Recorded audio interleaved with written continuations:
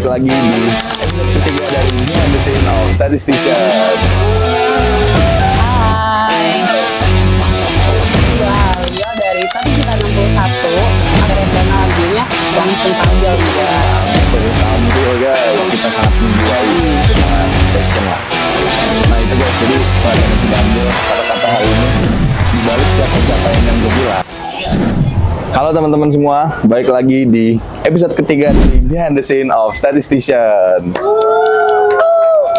Oke, terima kasih tepuk tangannya, gak apa-apa, santai aja. Nah, gak kerasa nih kita udah episode terakhir di tahun.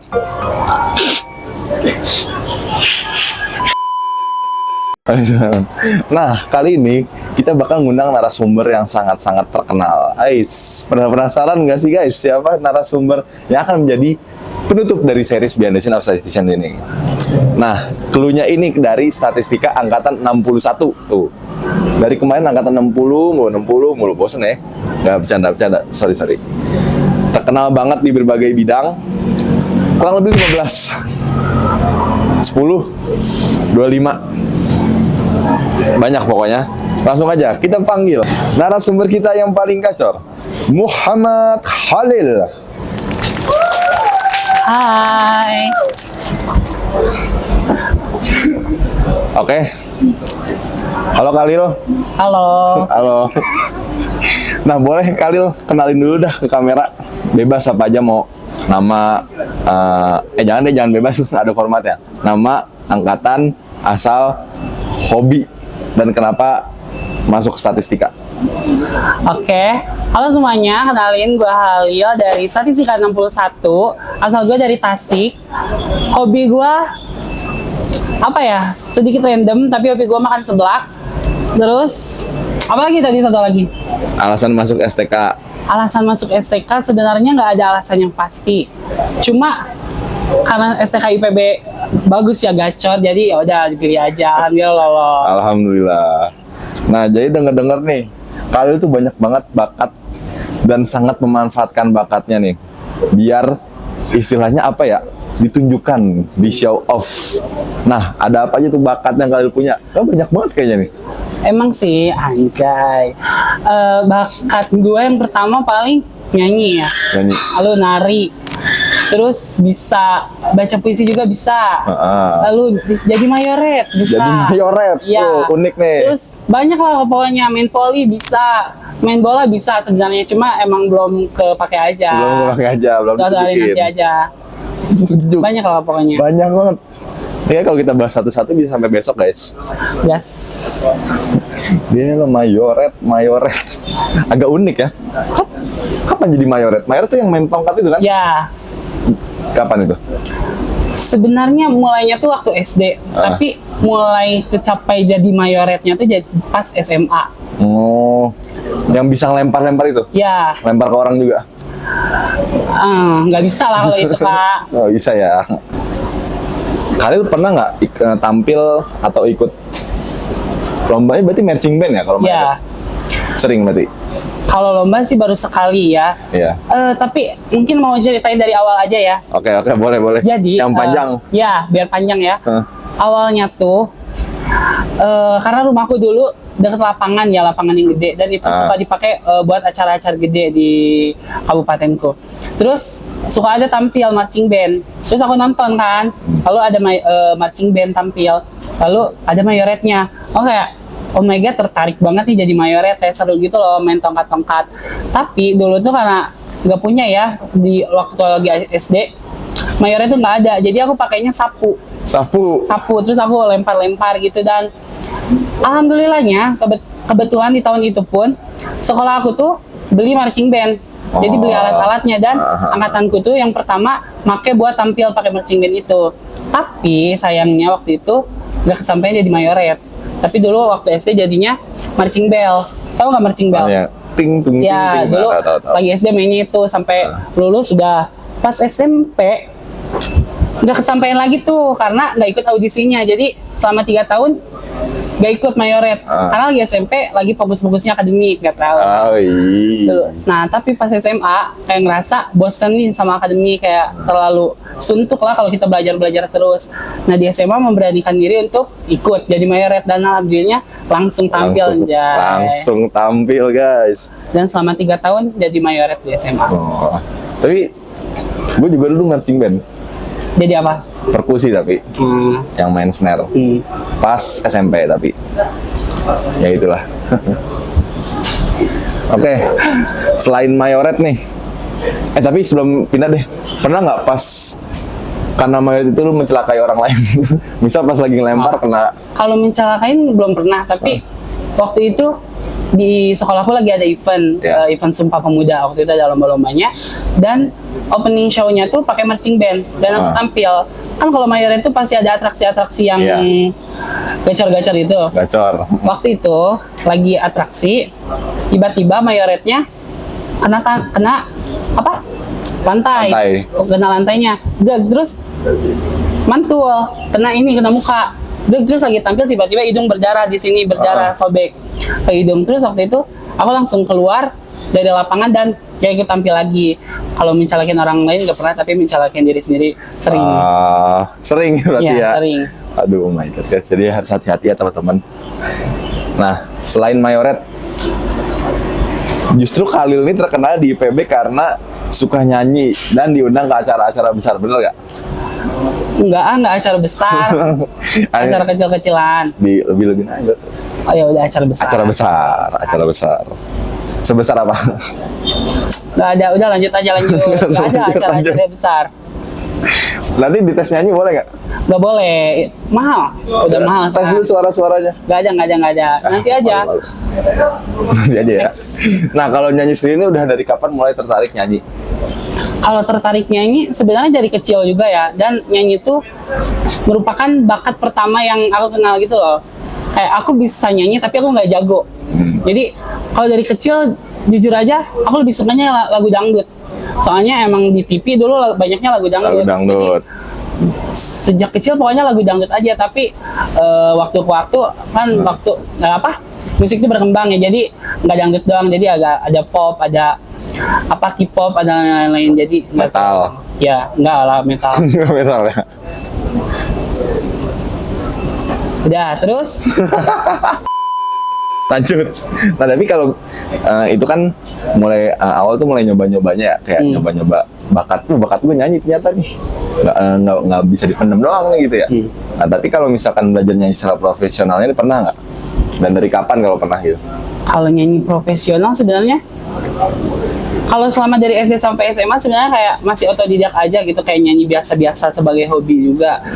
Tapi semenjak di IPB ini aku masuk UKM. Agria Suara, dan di situ mulai emang agak dilatih, ada pelatihnya juga, jadi mulai profesionalnya di situ. Guys, jadi Agria Suara ini adalah UKM paduan suara ya? Ya. Nah, paduan suara yang sempat gue join juga, cuma sebulan tapi ya itu nggak sih Bas. Wih, berarti di Agria Suara, baik kan tadi paduan suara ya, bener ya? Nah itu kan dibagi-bagi berarti range vokalnya. Setahu gue ya itu ada bass, tenor, alto, sopran. Yes, girl. Yes. sorry. Nah, Alil ini bagian apa suaranya? Aku kebetulan di tenor. Tenor. Apa? Tenor 1. Ya. Yes. Tenor 1. Tenor 1 itu berarti agak tinggi ya buat di cowok. Coba dites. Gak ada, nanti aja itu beda episode. Beda episode. Beda video. Beda sih video, oke. Nah, belum lama ini juga kan katanya abis tampil nih di Aula Simfonia Jakarta. Guys, dan konduktornya itu Adi MS. Yes, bener? Betul. Keren juga. Nah, gila, berarti gacor banget ya. Kalau di skrip mah prestigious banget. Prestigious, nggak tahu artinya apa. Venue-nya sama Adi MS lagi. Tepuk tangan guys, tepuk tangan. Respect. Nah, coba diceritain coba. Awal mula dapat ini tuh sebenarnya job ya. Tapi buat Agria job, tapi buat mereka ini konser. Jadi kita ikut nyanyi sama mereka. Awal mula pas disuruh ikut nyanyi ini, awalnya kaget, mau tapi takut karena dengan baru pengalaman setahun juga belum, udah disuruh nyanyi di tempat yang sangat wow gitulah di Indonesia, kayak paling wow. Jadi deg-degan ya jujur. Terus latihannya juga nggak lama gitu, cuma sekitar 20 sampai 25 kalian. Jadi dengan lagu yang ada 17 itu dan mengejar lagu-lagu yang susah-susah itu emang cukup sulit ya. Latihan dari sore sampai ke malam itu hampir nggak setiap hari juga, paling 2 hari sekali. Capek tapi seru gitu loh. Ini pengalaman yang sangat berkesan gitu. Iya, iya. Berarti emang memorable banget ya buat Khalil sendiri. Apalagi sama ADMS di Aula Simfonia. Yes, that's cool. Cool. Berarti di hitungannya ya, kalau di paduan suara tuh dengan lagu sebanyak itu, latihan yang 25 kali itu cukup dikit hitungannya? Dikit, karena kemarin aja kita kan abis konser internal juga ya, Gria Suara doang. Itu tuh ada 100 berapa sesi latihan gitu, jadi dengan lagu yang sama, kita kan latihannya tuh ada sesi 1, sesi 2 gitu, dan waktu konser itu tuh sekitar 100 lebih sesi latihan tuh kepake, dan itu menurut gue masih kurang juga sebenarnya, belum mateng juga, tapi ya udahlah gitu. 100 capek. 100 lebih. Cukup padat berarti ya, gila Padat. guys. Waktu itu di bulan Mei itu hampir setiap hari itu latihan emang. Kalau udah hamin 2 minggu, 3 minggu tuh emang setiap hari latihan dari sore ke malam. Jadi capek tapi seru gitu kalau. Iya, iya. Apalagi kalau kita sangat menjiwai, kita sangat passion lah. Nah itu guys, jadi pelajaran yang bisa diambil kata-kata hari ini, di balik setiap pencapaian yang gue bilang, pasti ada proses yang panjang dilalui. Jadi nggak ada yang instan guys. Bahkan Indomie pun yang instan harus direbus dulu. Semua butuh waktu dan konsistensi. Bener gak? Benar. Ya, terima kasih. Terima kasih. Anjay. Jadi gacor banget ya guys. Pengalaman-pengalaman bernyanyi Khalil yang bahkan sudah sampai tingkat yang sangat profesional sih menurut gue nih, dengan ADMS apalagi. Mungkin terakhir Alil bisa nggak sebutin harapan ke depannya atau target yang mau dicapai? Target ke depannya ya.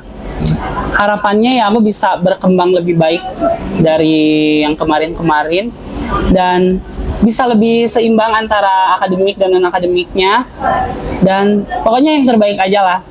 Lalu untuk target ke depannya sebenarnya masih banyak ya. Pengen bisa nyanyi di luar kota, pengen bisa apalah tampil apa di luar kota, bahkan bisa sampai ke luar negeri pengennya ya. Tapi ya udah proses aja lah itu. Proses. Nah, mau lanjut ke game sekali loh? Boleh. Serius? Bebas. Oke. Sekarang kita akan buat game. Nah ini sebenarnya pertanyaannya muncul spontan. Hui.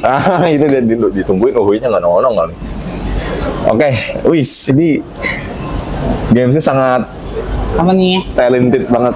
Bukan talented sih, kayak gitulah. Kalau misalkan hidup Khalil nih punya soundtrack, lagu apa yang cocok? Lagu. Ingin lagu dangdut kali ya. Judulnya ini, Dangdut is the music of my country. Tahu gak? Coba nyanyiin, nggak tahu. Dangdut is the music of my country, oh my country. Tahu nggak? Itu lagunya aneh tapi kayak hidupku banget gitu loh. Lagunya tuh random, kayak hidupku yang random. Jadi kayak ya udah itu. Oke gitu, kayak mencerminkan seorang Khalil. Yang random aja ya? Ya. Coba aja dengerin lagunya random, beneran kayak apa sih ini lagu, tapi tiba-tiba ada enaknya juga. Oke. Gitu. Coba nyanyi lagi lu, yang serius. Nanti ya. Kalau mau lihat kalian nyanyi, lihat di mana sih coba?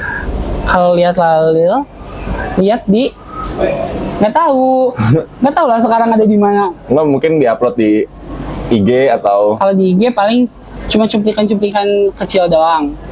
Tapi udah lama sih nggak ngepost lagi. Apa nama IG-nya Khalil di sini? Khalil Manoban. Khalil Manoban. Jangan lupa hostnya juga Bias Arya. Host yang sama dari episode pertama. Report. Nah, lanjut. Kalau hidup Khalil ini suatu film, Film apa dan genre apa yang cocok? Film. Aduh, nggak terlalu suka nonton film lagi. Film apa ya? Genrenya aja deh. Sinetron deh kalau enggak. Sinetron terlalu random. Random sih ya. Apa ya? Nggak suka nonton film. Udah sinetron atau series atau apapun deh. Film. Film horor. Apa? Beranak dalam kubur. Nggak tahu sih, nggak ada judul yang pasti yang mencerminkan aku banget. Tapi horor nih genrenya. Ya horor. Karena aku suka horor, tapi aku takut. Oke. Jadi kalian dari tadi Maaf gak jelas ya. suka tapi selalu takut ya? Ya, kadang oke, kadang nggak oke kan tadi. Ya nggak apa-apa, is oke. Lanjut nih. Kalau kamu punya super power, pilih apa dan karena apa? Bisa teleportasi. Teleportasi. Karena apa? Karena apa pengen Karena teleport? biar cepet, biar mau kemana-mana. Kayak bangun tidur, kuliah males di jalan, kan langsung di kelas gitu kan. Kalau kalian cuma bisa makan satu makanan di hidup, makan apa? Seblak. Seblak My ya. favorite food seblak, guys. Kenapa suka seblak? Karena suka. Fun fact-nya aku makan seblak udah dari kecil. Oh iya. Dari kecil udah makan seblak, tapi dulu itu seblaknya yang cuma kerupuk doang itu loh. Tapi kan sekarang waktu ke waktu ya, jadi seblak sudah banyak dimodifikasi dan oke. Makin lama makin toppingnya banyak ya. Ya. Nah, makin ke depan toppingnya nambah lagi yang aneh-aneh bisa jadi tuh. Bisa jadi, Sendal. nggak bisa jadi itu, nggak bisa. Oke. Maaf. Next, Next. Kalau Khalil bisa ngobrol sama Khalil di 10 tahun yang ke depan, apa pertanyaan yang bakal Khalil tanyain? apa ya? Hai.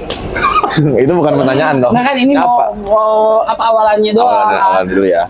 Hai Halil, 10 tahun yang akan datang. Apakah kamu sudah bahagia? Lanjut. Gak ada lagi. Apa yang mau ditanyakan? Apakah kamu sudah menjadi versi terbaik? Halil ya. 2, apa lagi ya? 1 lagi. Apakah kamu sudah bertaubat?